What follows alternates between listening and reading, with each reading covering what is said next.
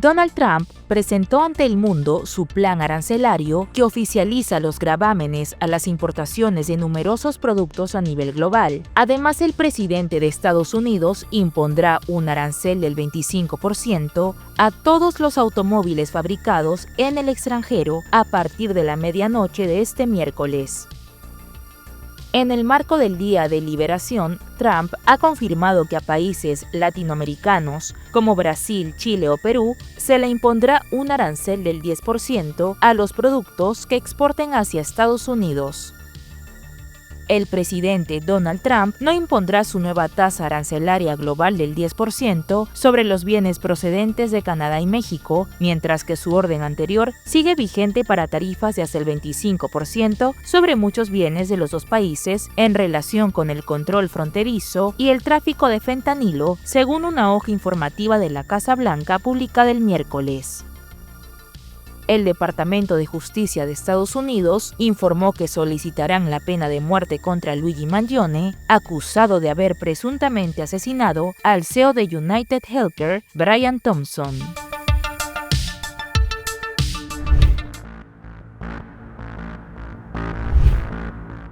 Lo que anunció en campaña y ratificó en su juramentación, hoy ha sido oficializado. El presidente de Estados Unidos, Donald Trump, firmó la orden ejecutiva que hace entrar en vigencia a los aranceles recíprocos contra todo el mundo.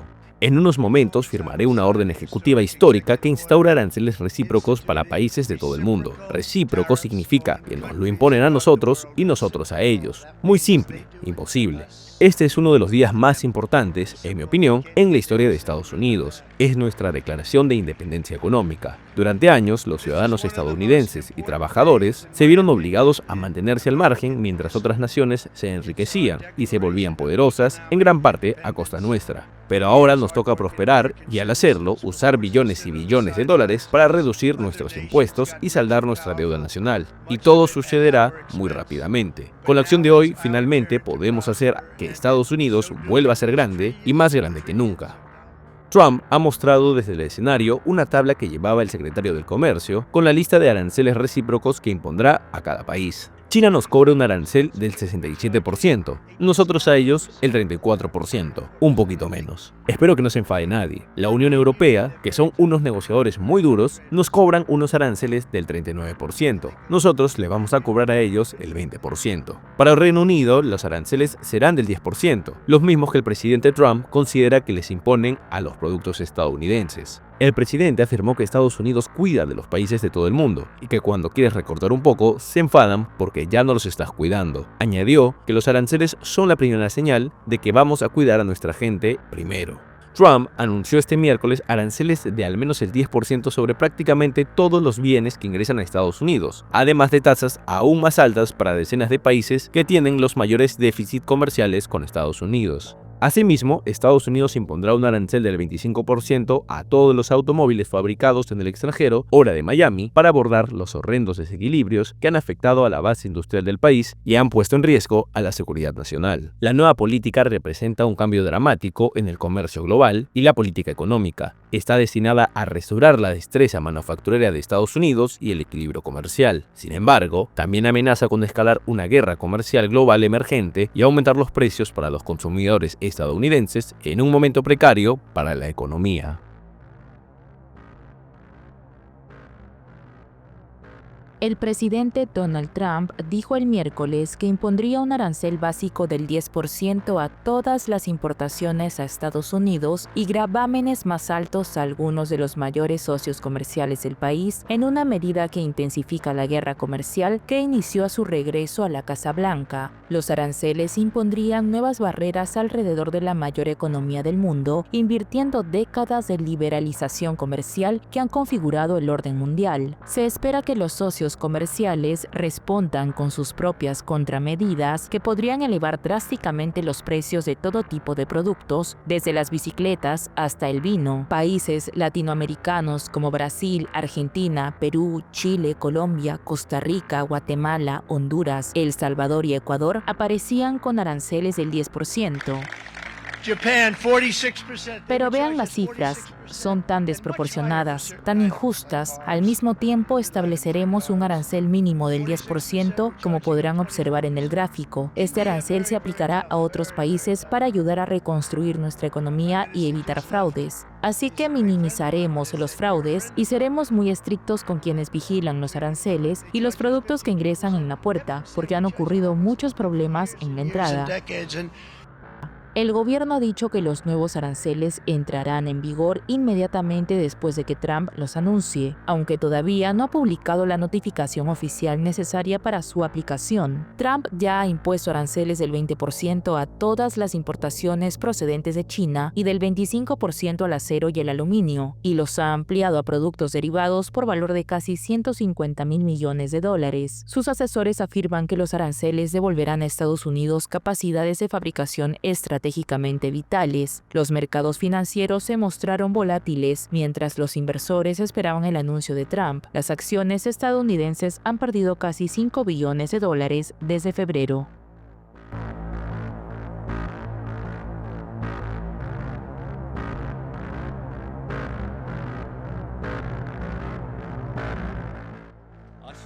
Defendí a Australia cuando impusieron aranceles al aluminio y al acero. Sigo defendiendo a Australia y he dicho muy claramente que no cederemos ni negociaremos sobre nuestro PPS, nuestra bioseguridad ni nuestro código de negociación de medios. Defenderé a Australia. Las exportaciones de Australia a Estados Unidos representan aproximadamente menos del 5% de nuestras exportaciones de bienes. Así que veamos con perspectiva cómo defender el interés nacional de Australia. Sé que se le está dando mucha importancia, pero pongámoslo en perspectiva.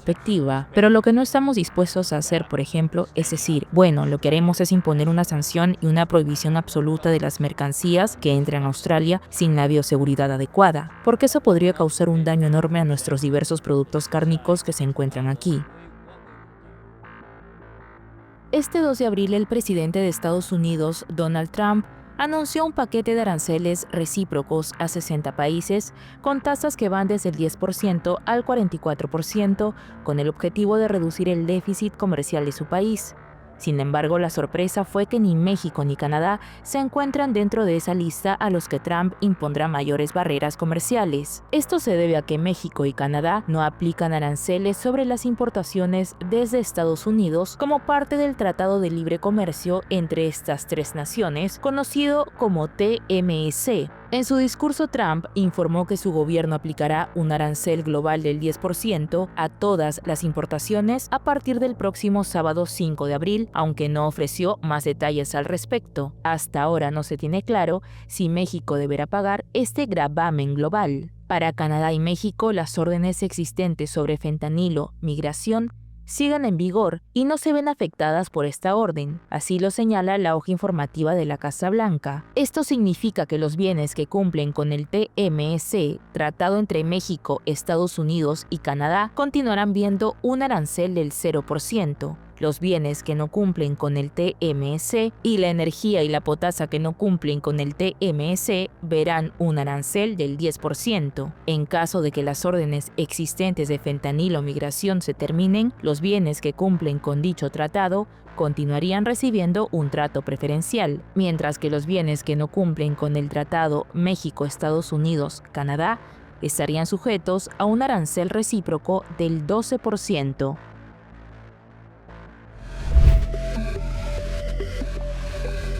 La bolsa de Nueva York terminó el miércoles al alza y se deshizo de la debilidad inicial antes del anuncio arancelario del presidente Donald Trump, señal de que los inversores tienen la esperanza de que los gravámenes sean menos severos de lo esperado.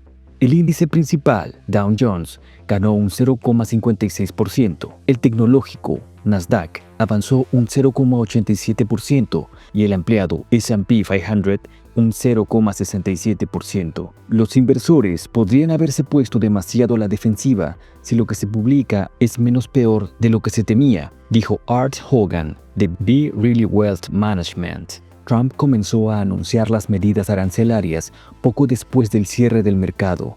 El republicano definió este miércoles como el Día de la Liberación y dijo que los aranceles recíprocos pretenden hacer frente a lo que califica de trato injusto por parte de los socios comerciales de Estados Unidos. Después de que las acciones subieran durante los primeros días del gobierno de Trump, los mercados han caído en las últimas semanas, dado que las innumerables acciones y amenazas comerciales del republicano desataron preocupaciones sobre una recesión. Entre las empresas individuales, Tesla se disparó un 4,7% tras un informe de que su propietario, Elon Musk, pronto abandonará o reducirá significativamente su controvertido trabajo en la supervisión de los recortes del gasto federal del gobierno de los Estados Unidos. Antes del informe, las acciones de la compañía de autos eléctricos habían caído tras débiles ventas de automóviles del primer trimestre. La secretaria de Justicia de Estados Unidos, Pam Bondi, anunció este martes que el Departamento de Justicia solicitará la pena de muerte para Luigi Mangione. Bondi dijo que ordenará al fiscal federal interino para el Distrito Sur de Nueva York, Matthew Podolsky, que solicite la pena de muerte en el caso de que Mangione sea condenado por homicidio capital. Mangione enfrenta cargos estatales y federales por presuntamente dispararle al CEO de United Healthcare en Midtown, Manhattan, en diciembre pasado. Mangione se declaró inocente de los cargos estatales y, si bien fue acusado también en una denuncia penal federal, aún no ha sido imputado por esos cargos. La abogada de Mangione aseguró que la decisión de ejecutar a su representado contradice la recomendación de los fiscales federales locales, la ley y los precedentes históricos.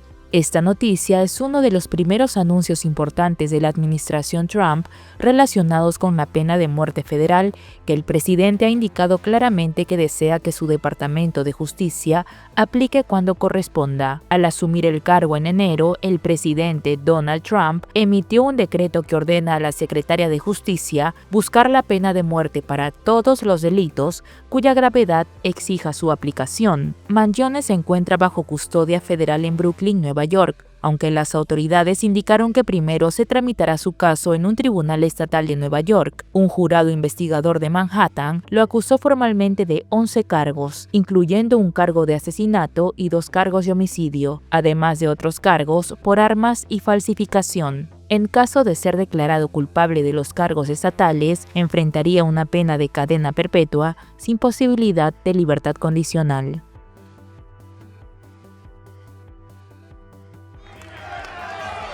Ecuador pidió al presidente estadounidense Donald Trump apoyo militar en la lucha contra el narcotráfico. Así lo informó el martes el mandatario Daniel Noboa en entrevista con Radio Sucesos, luego de sostener una reunión, según él, positiva con Trump el fin de semana. Según Noboa, el mandatario estadounidense le pidió discreción sobre los temas conversados, pero informó que hablaron de seguridad, migración y relaciones comerciales. Le pareció positivo que estemos luchando también contra el narcoterrorismo, que estemos luchando contra el narcotráfico, la narcopolítica y también la influencia de parte de Venezuela en el Ecuador y en la política ecuatoriana. El presidente ecuatoriano es uno de los principales aliados de Estados Unidos en América Latina y busca apoyo internacional en la guerra contra las bandas que golpean el país. Recientemente planteó al Congreso que se elimine de la Constitución la prohibición de establecer bases militares extranjeras como la que tuvo Washington hasta 2009 en el puerto pesquero de Manta, al suroeste del país, para vuelos antidrogas. En la cooperación marítima nosotros ya hemos avanzado y ahora ya está bastante claro el acuerdo. Ellos van a ayudar a patrullar no solo por narcotráfico, sino también los temas de pesca ilegal que tanto nos afecta y afecta al área protegida de Galápagos. Noboa apuesta por una política de mano dura para enfrentar la creciente violencia ligada a numerosas organizaciones ilegales enfrentadas entre sí y unidas en su guerra contra el Estado. Según el mandatario, Trump le dijo que va a revisar la solicitud de Ecuador de incluir en la lista de terroristas a las bandas locales con nexos internacionales. Además, anunció una alianza con Eric Prince, fundador de la cuestionada empresa estadounidense de seguridad Blackwater, cuyos empleados mataron e hirieron a decenas de civiles en Irak. No obstante, dijo que todos estarán sujetos a la ley, a la supervisión y cooperación directa con las Fuerzas Armadas y la Policía de Ecuador. Están sujetos a la ley, número 1. Noboa, de 37 años, está en plena campaña política con miras al balotaje del 13 de abril, en el que las encuestas prevén un cabeza a cabeza ante la izquierdista Luisa González.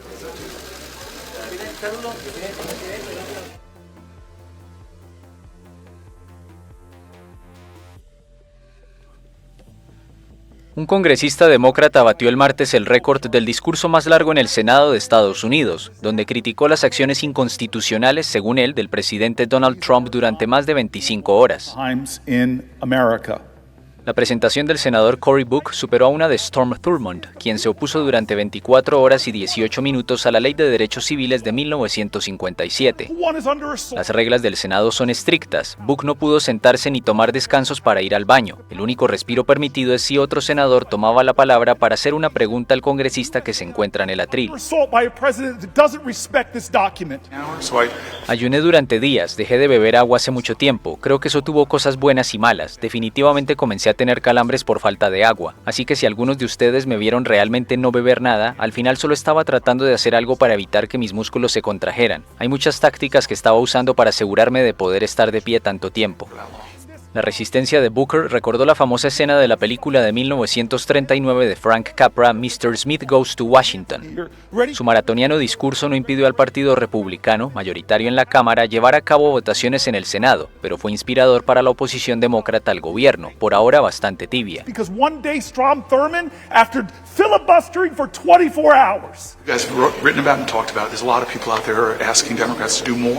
Hay muchas personas ahí fuera pidiendo a los demócratas que hagan más y tomen riesgos y hagan las cosas de manera diferente. Esto parecía lo correcto y por lo que mi personal me dice mucha gente lo vio, así que veremos qué pasa. Solo pienso que muchos de nosotros tenemos que hacer mucho más, incluyéndome a mí mismo.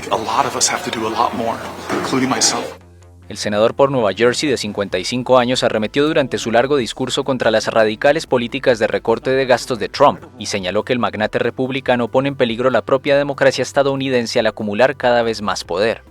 Por eso pidió a los congresistas que se unan para bloquear algunas de las decisiones más agresivas del magnate.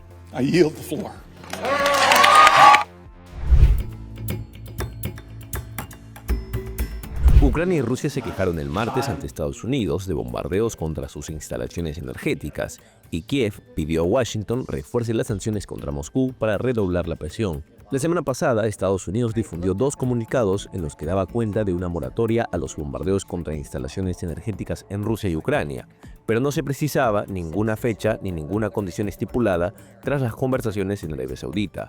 Ambos bandos se han acusado mutuamente de romper un supuesto acuerdo para dejar de bombardear instalaciones energéticas, a pesar de que no existe ningún acuerdo formal al respecto y de que los compromisos adquiridos por las partes no estén claras. El presidente ucraniano Volodymyr Zelensky afirmó que su ministro de Defensa, Rustem Umerov, está en contacto con los funcionarios estadounidenses e instó a Washington a intensificar las sanciones contra Rusia como respuesta.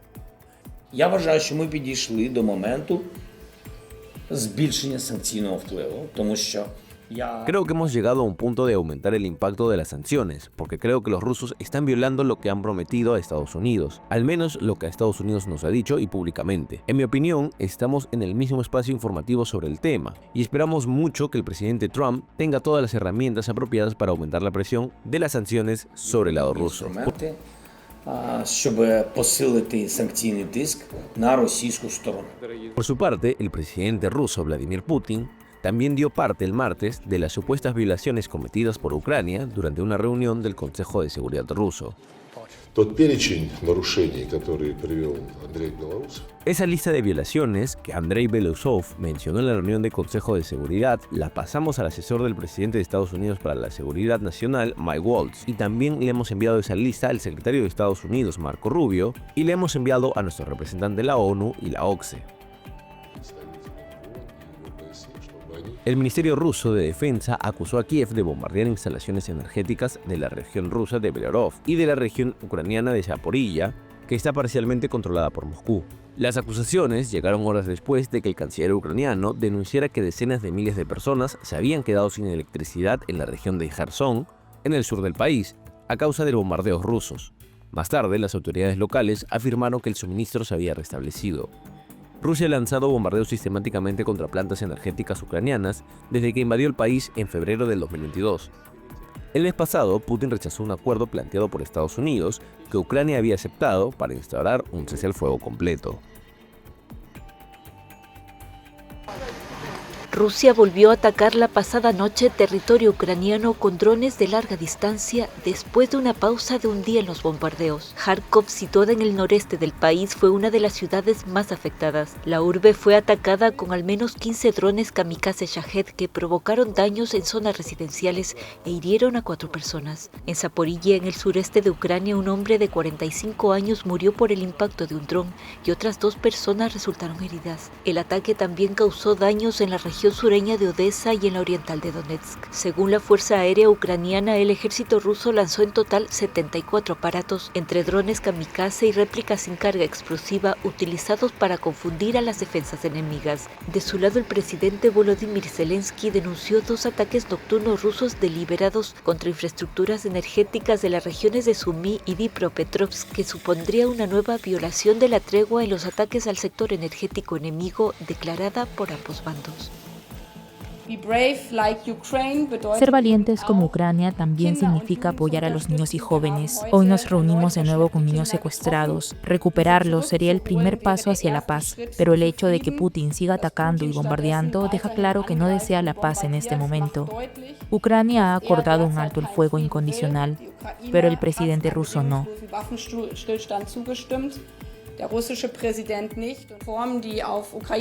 Las reformas emprendidas por Ucrania en medio de la guerra son impresionantes. Lo he visto en varias visitas, especialmente en temas importantes para nosotros, los europeos. La lucha contra la corrupción, la independencia judicial, la libertad de prensa. Todos esos temas son esenciales en el camino hacia la adhesión a la Unión Europea, y no hay atajos en eso. Esto es importante porque somos una unión de valores basadas en la paz y la libertad. Ucrania ha dado estos pasos. Ahora es posible iniciar la primera ronda de negociaciones para la adhesión a la Unión Europea. A pesar de ya haber sobrepasado el límite de las 72 horas, las autoridades de Bangkok continúan los trabajos de búsqueda y rescate de personas que puedan estar aún con vida entre los escombros del edificio derrumbado por el terremoto de magnitud 7,7 del viernes. Alrededor de 70 personas continúan atrapadas sin que se hayan detectado signos vitales en las últimas 24 horas. El gobernador de la capital tailandesa, Chachart Sitipult, afirmó que en muchos casos las personas pueden sobrevivir hasta 5 o 6 días, por lo que insistió que con la ayuda de equipos de expertos internacionales mantendrán la búsqueda hasta que no haya esperanzas de encontrar vida en el sitio. Las muertes causadas en todo Bangkok por el terremoto de Birmania subieron a más de 20 este miércoles cuando se mantiene la declaración de zona de desastre sobre el edificio de oficinas de 30 plantas que colapsó muy cerca de Chatuchak, un popular y turístico mercado. Ese mismo miércoles, la primera ministra, Paetongtarn Shinawatra, visitó durante la mañana a familiares de las personas que aún se encuentran atrapadas y que desde el viernes duermen en la zona del suceso. Llegada de Carlo Ancelotti a la Audiencia Provincial de Madrid. El técnico madridista se sienta en el banquillo, acusado de presunto fraude fiscal. A su llegada se ha mostrado tranquilo, confiado en su inocencia y dispuesto a declarar sin que tenga previsto alcanzar un pacto con la Fiscalía. Durante su declaración ha asegurado que nunca pensó en defraudar al erario público español, que los asuntos fiscales los llevaban sus asesores y que para él estaba todo correcto. La Fiscalía pide 4 años y 9 meses de prisión para Ancelotti por defraudar, presuntamente, algo más de 1 millón de euros a Hacienda en los ejercicios de 2014 y 2015, durante su primera etapa en el Real Madrid. El fiscal imputa al técnico italiano 2 delitos contra Hacienda, porque solo consignó en sus declaraciones de la renta retribuciones de trabajo percibidas del Real Madrid y omitió el rendimiento de sus derechos de imagen, que, ficticiamente, pretendía haber cedido a otras entidades. Según Ancelotti, ni el club ni sus asesores le advirtieron de que hubiera algo incorrecto en la tributación de su contrato, y ha asegurado que fue el Real Madrid el que le propuso cobrar parte del salario en forma de cesión del 50% de sus derechos de imagen.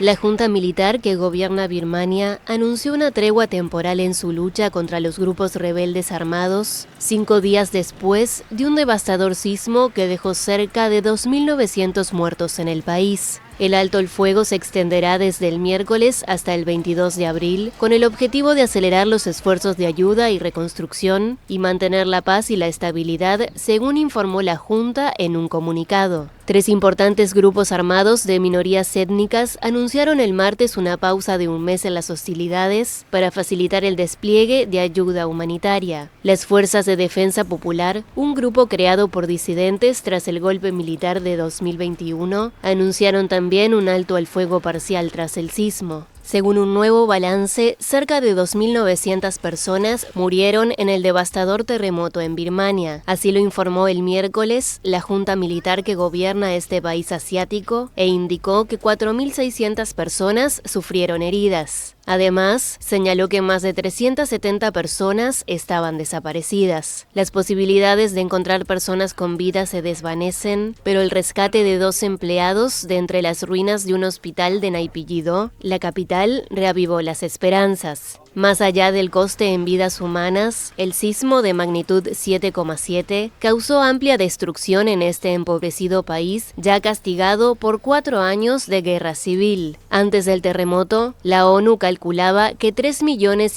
de birmanos, de una población de 50 millones, vivían desplazados por el conflicto interno, muchos de ellos en riesgo de hambruna. El Reino Unido comienza a exigir el nuevo permiso de entrada a los viajeros comunitarios. Los ciudadanos de la Unión Europea que quieran desplazarse a este país tendrán que solicitar antes una autorización de viaje electrónica, previo pago de 10 libras, una suma que ascenderá en solo una semana a 16 libras. La solicitud del permiso se gestiona descargándose una aplicación en inglés. Si bien en la mayoría de los casos se recibe una decisión automática en cuestión de minutos, se recomienda dejar unos 3 días laborales por si fuera necesario llevar a cabo una revisión adicional de los datos. Se pide aportar datos biográficos y biométricos y responder preguntas sobre idoneidad y criminalidad, y una vez que se tramita, el certificado se vincula digitalmente al pasaporte del solicitante. Ante las dudas que este nuevo trámite ha generado, la Embajada Española en el Reino Unido proporciona asesoramiento e información en su página web.